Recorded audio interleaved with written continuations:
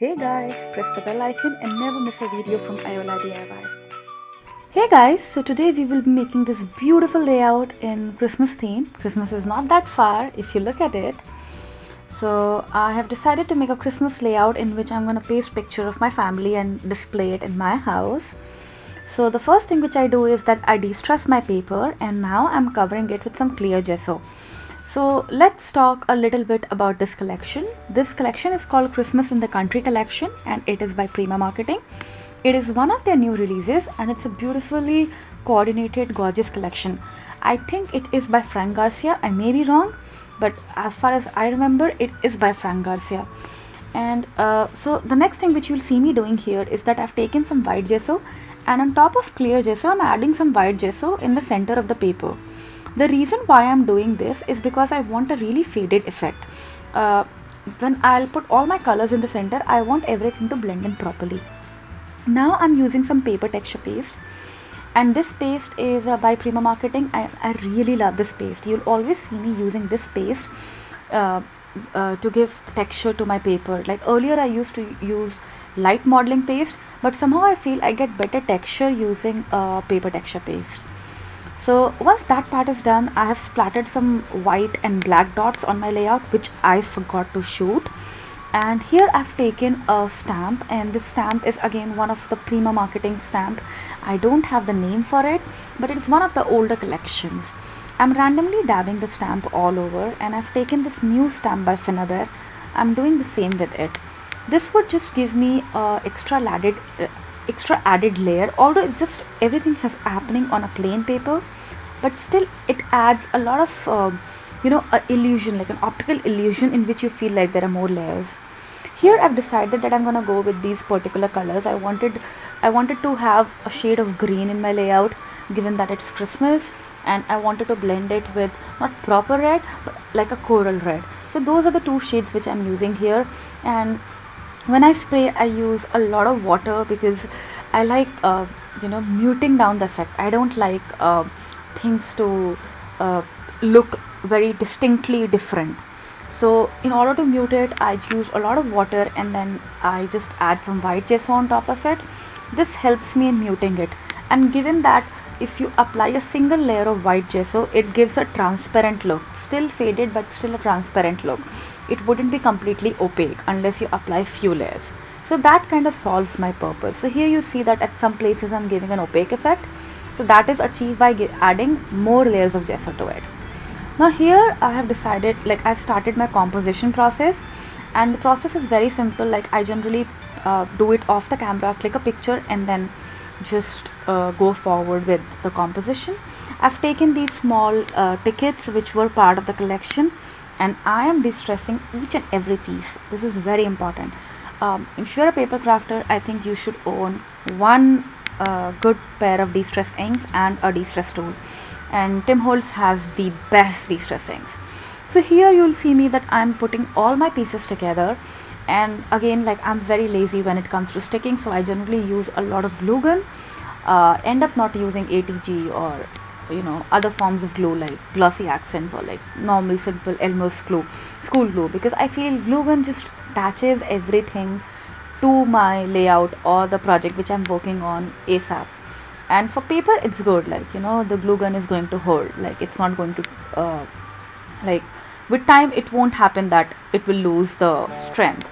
Like whereas for ATG I've noticed that with time you would see that papers will come off. It kind of loses the adhesivity with time.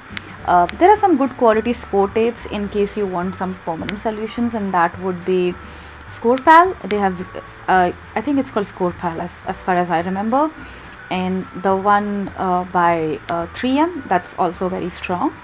So I have this door which I think was part of Memory Hardware collection once upon a time by Prima, and I think it is available at multiple stores here in US. I've added a small image, like a small tag, like this is part of our 3x4 journaling cards, and I've added that in the center.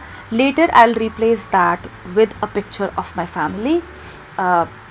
This year I'll be spending Christmas with my family, and I think it's going to be the first Christmas which I'll be spending after like 6 years after moving to US, so I'm really excited. So I've used this flower as a focal point, and this was again part of the collection, the Christmas in the Country collection.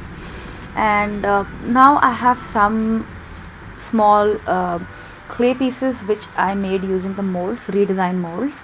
And given that it's Christmas, so I want red, green, and like a tree, like a moss green, very Christmassy effect. And so here you'll see that I'm just painting these pieces, and they look really beautiful, right? Like all the details, they get enhanced when you paint them and you kind of see everything. And like, this is my favorite part. I really love making these small elements using clay. So you don't have to be perfect, it doesn't have to be a perfect color. As you can see from my mold pieces, like I just randomly color it, and there's no rules when I do that part. So in the next step, what I'm doing is that I'm adding some chipboards and ephemera, and again flowers and everything to my composition.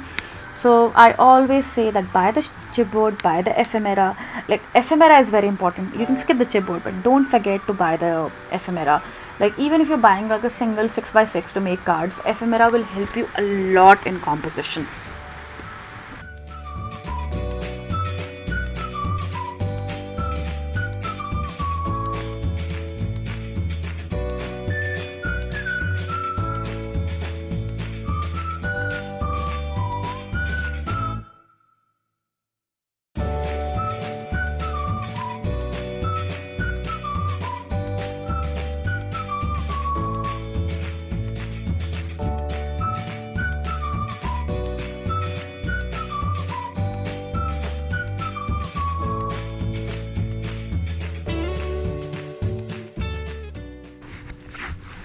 I'm just adding my elements at random places such that everything goes well. The small trinket which you see, the small Christmas tree on top of another Christmas tree, that is part of the collection. They have come out with beautiful embellishments for this collection. You should check them out. The small flowers are again part of the collection, and they add a lot of layering, and they look super cute. They give more details to my entire project. I think one thing which I really like is when you mix and match small and big flowers, they kind of create a very beautiful effect. On the right, the wreath which you see again is part of the collection, and there are like 4 different sizes in the packet. It's super cute, like mini wreaths, and they look so nice, right? Like, Christmas projects are like my favorite projects. It's a favorite time of the year for me. Although Chicago is super cold, I don't like. I like it when it snows on Christmas, but then like the day after that, like, it's so cold. Like, I just can't stand the cold. So I usually, what I do is that with ephemera and chipboard, I cut it into half. Like, if I see any kind of flower or anything, a big structure, so I'll cut it into half and add it on my layout, which you'll see actually in some of my layouts. I do that. And now I'm done with this. I look pretty much satisfied with what I have created, but in the end, it's time to add detail. It's time to add some more details, and that I usually do by adding glass glitters, or by micro beads, or by art stones.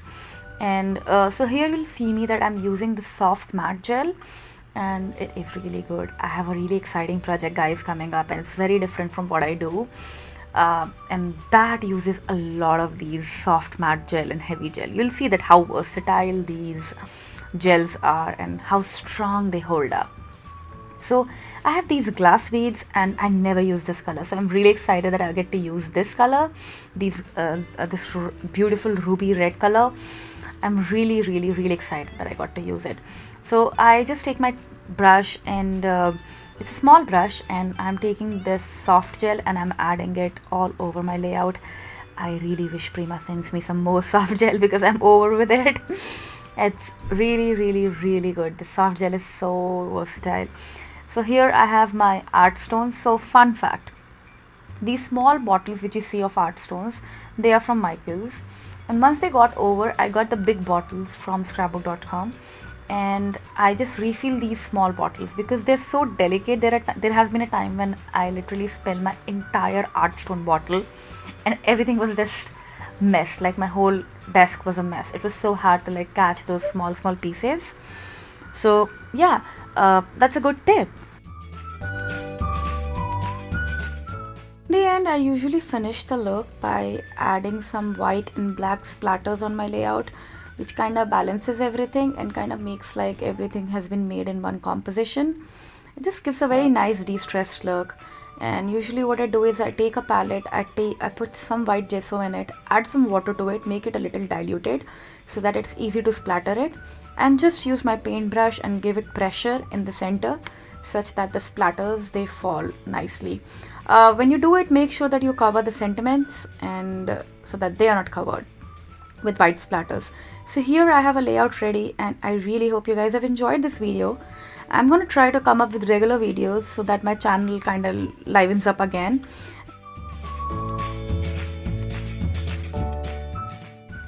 And I hope you guys will like, comment, share, subscribe. You guys know the drill, right? So have a wonderful day. Bye. See you next time.